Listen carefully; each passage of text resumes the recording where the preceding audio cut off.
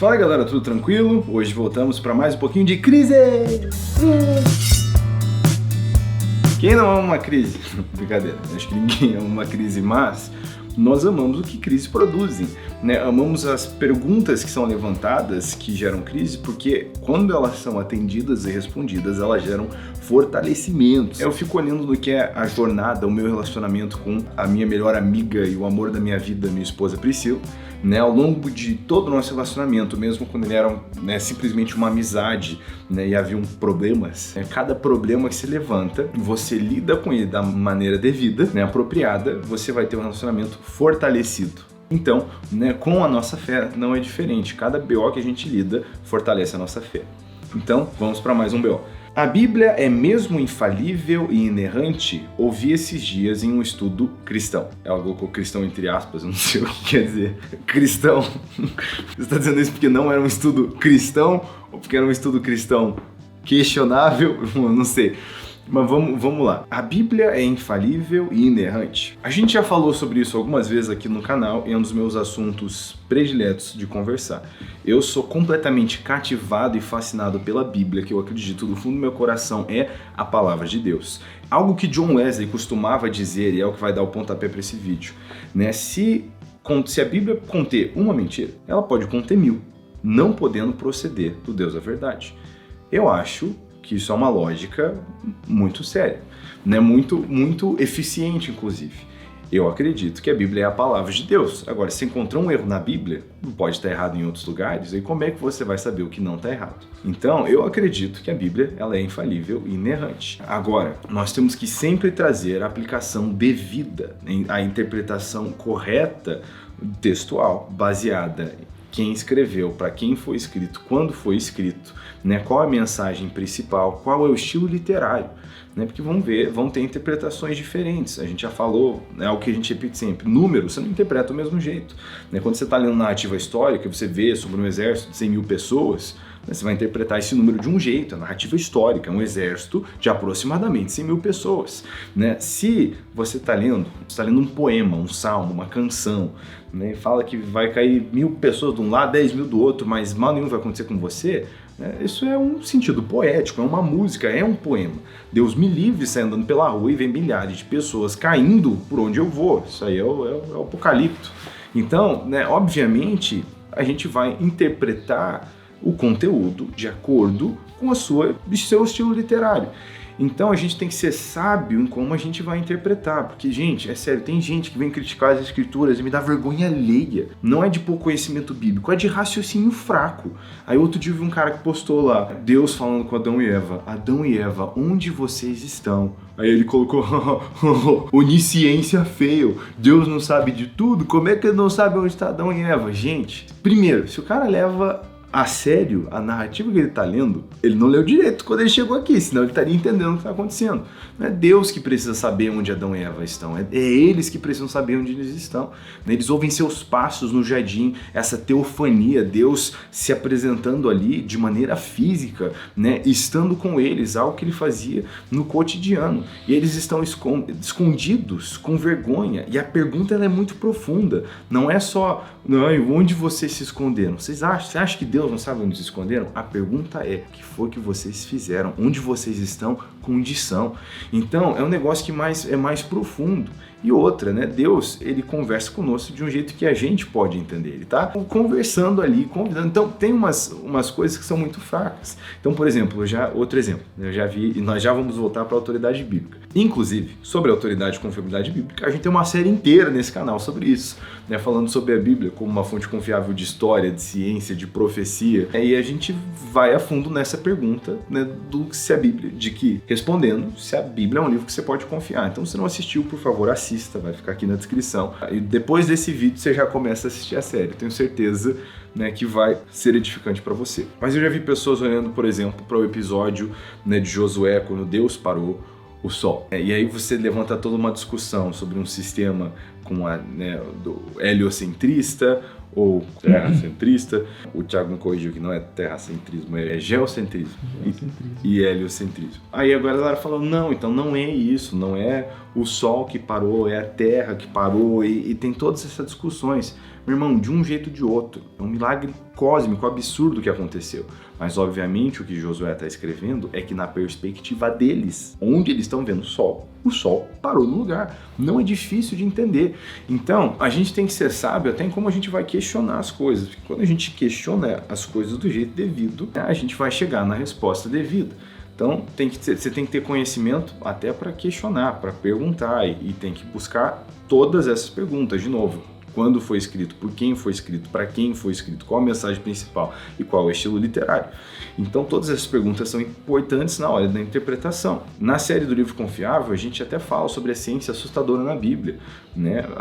Assim, a ciência da Bíblia é impressionante, é atual. A Bíblia chega primeiro em conclusões que galera chega muito depois. Hipparcos, Ptolomeu, eles contaram as estrelas, encontraram 2000, era 1024, 1026, um debatendo com o outro. 20 anos atrás a NASA dizia que era mais que 100 mil. Hoje a NASA chegou em Jeremias, que 2.600 anos atrás disse que as estrelas são infinitas, não se podem contar. Então, a gente fala mais a fundo naquele episódio, mas é importante a gente olhar para isso e se perguntar. Agora, sobre a Bíblia ser infalível, e inerrante, por que isso é importante? Vamos lá, 2 Timóteo 3,16 diz que toda a Escritura ela é inspirada por Deus, e que ela é apta para um ensino, para repreensão, para correção e para nos treinar, e preparar, nos equipar na justiça. Então, se a Bíblia ela é inspirada por Deus, ela tem que estar de acordo com o que Deus tem em mente. E se Deus ele é onisciente, o que ele tem em mente tem que estar correto. Em 2 Pedro, capítulo 1, versículo 20 ao 21, ele conclui esse raciocínio do capítulo dizendo, não do capítulo, ele não escreveu em capítulos, os capítulos vieram depois, mas a conclusão da ideia. Sabendo primeiramente isso, que nenhuma profecia da Escritura provém de particular elucidação, porque nunca jamais qualquer profecia foi dada por vontade humana. Entretanto, homens falaram da parte de Deus movidos pelo Espírito. Em João 17:17, nós vemos o Senhor Jesus orando pela igreja, dizendo: Pai, eu oro que você santifique eles na verdade, porque sua palavra é a verdade. O que é a sua palavra que Jesus se refere, senão as escrituras que ele mesmo caminhava, citava e revelava o tempo inteiro? Provérbios 30, no versículo 5, diz que toda palavra de Deus se prova verdadeira. Ele é um escudo para aqueles que se refugiam nele. Então, várias vezes você vai ter pessoas que discordam com o que está escrito, A gente vê, de novo na série do Livro Confiável, que muitos historiadores discordavam da historicidade do Pentateuco, falando sobre os hititas. Essa civilização não existia de acordo com os historiadores, até que Hugo Winkler tombou com a capital do Império Hitita, Bogascali, perto da Turquia, fizeram todas as descobertas. Então, normalmente, o que não foi averiguado é uma questão de tempo até que se averigue, até que se mostre correto. Jesus caminhava no que está escrito, mostra pra gente o padrão. Em Hebreus 6,18, o autor de Hebreus diz o seguinte: para que mediante duas coisas imutáveis nas quais é impossível que Deus minta, forte alento tenhamos nós que já corremos para o refúgio a fim de lançar mão da esperança proposta. Então, Deus não pode mentir, não pode ter falsidade, então, na Bíblia. Se tem alguma discrepância, então, na Bíblia, que é o nosso pensamento científico ou histórico, eu confio mais na Bíblia, porque eu já vi os homens errando muitas vezes. Deus, eu nunca vi. Então, eu mesmo penso do que procede o nosso pensamento humano, Como funciona o nosso próprio processo empírico de observação. A gente desrespeita essa regra o tempo inteiro para determinar as coisas. Então, eu acho que mesmo o coletivo de pessoas falhas, com intelecto tão limitado se comparado ao do Criador, eu acho que isso é uma fonte perigosa para eu determinar minha confiança, ao invés de confiar num Deus que não muda e não mente. 1 Tessalonicenses 2,13. Portanto, nunca deixemos de agradecer a Deus, pois quando vocês receberam de nós a mensagem dele, não consideraram nossas palavras meras ideias humanas, mas as aceitaram como palavra de Deus, o que, sem dúvida, são. E essa mensagem continua a atuar em vocês, os que creem. A Bíblia é a palavra de Deus. Quando nós pregamos a Bíblia, estamos pregando a palavra de Deus. Isaías 48 diz que a grama seca, as flores se vão, mas a palavra de Deus permanece para sempre. Como algo pode permanecer se não é verdadeiro? Salmo 119, no versículo 160, diz que a soma da sua palavra é a verdade e que cada um dos seus mandamentos dura para sempre. Jesus disse em Mateus 24:35 que céu e terra passariam, mas nenhuma de suas palavras, enfim. A lista vai e ela é grande de versículos que nos mostram que uma palavra inspirada por Deus, confiável, viva, ativa, mais afiada que espada de 2 gumes, capaz de separar junta e medula, alma e espírito, a palavra é viva. Então sim, respondendo a sua pergunta, a Bíblia ela é inerrante e infalível. Não quer dizer que nós não podemos falhar na nossa interpretação, quer dizer que a fonte, né, ela não pode falhar. E você vai ver coisas, eu acho muito impressionante isso, como a Bíblia é tão inspirada pelo Espírito, que se vai haver alguma exceção, né, isso nos é avisado. Então, por exemplo, Paulo ele está escrevendo, inspirado pelo Espírito, aí do nada ele escreve, não Deus, mas eu, quer dizer, ele mesmo diz, não julgue isso como palavra de Deus, mas um pensamento meu. Então é tipo assim, isso eu preciso obedecer como mandamento divino? Não, isso aqui é uma sugestão de um servo de Deus. E eu sei disso porque a Bíblia, a palavra de Deus, não mente. Então Paulo não é permitido escrever algo que não seja inspirado pelo Espírito, a não ser que ele mesmo avise isso. Então, isso que nos mostra a Bíblia como algo tão confiável. Se vai haver um recado de alguém que não é Deus, tá explícito, ó, não Deus, mas eu.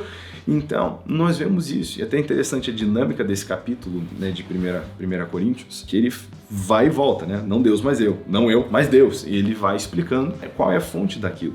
Então isso nos mostra, no fim do dia, que a Bíblia é tão sincera, que até se não for algo que está vindo como mandamentos da parte de Deus, aquilo vai ser referenciado, aquilo vai ser explicado. Então, algo para se pensar. Mas, querido, do fundo do meu coração, que esse livro é inspirado pelo Senhor, essa coleção de livros é inspirada por Ele, inerrante e infalível, e mesmo se eu tiver que sentar do outro lado da mesa das cabeças pensantes mais inteligentes desse mundo e eles, né, tiverem me apontando coisas que eles dizem nós pensamos o contrário, eu vou falar, ok, mas a minha esperança não está em nenhum de vocês, a minha confiança não está com nenhum de vocês, meu irmão, a minha vida está em Cristo Jesus. Então eu acredito que alimentar o nosso intelecto, quando isso fortalece a nossa fé, é muito bom.